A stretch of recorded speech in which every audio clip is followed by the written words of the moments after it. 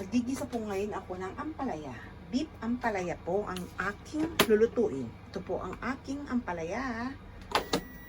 Karne. Nalagyan ko din po siya ng carrots.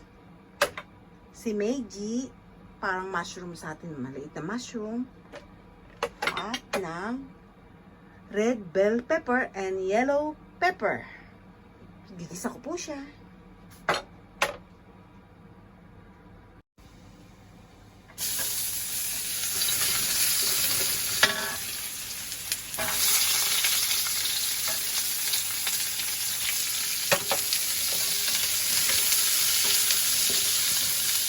Nilagay ko na po ang karne.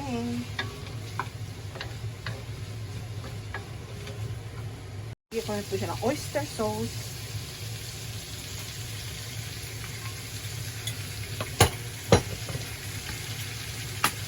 Kunting toyo. Dahil malambot na po ang karne, ilalagay ko na po ang mga gulay.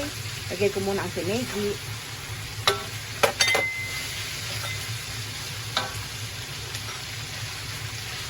After po yan, ang carrots.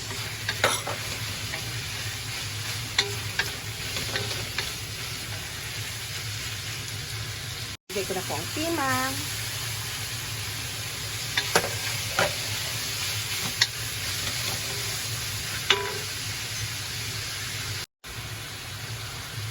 Lagyan ko din po siya ng pinagsabawan ng karne.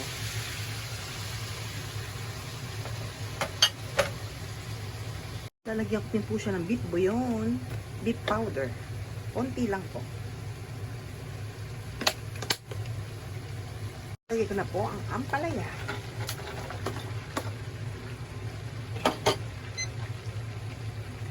Two minutes po titingnan ko kung okay lang.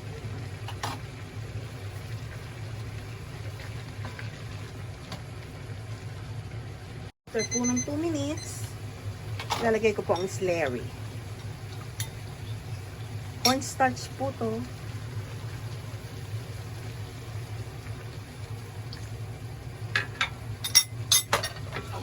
Talaga pong ampalaya siya dahil mapait po. Lagyan ko po ng konting paminta at ng konting asukal.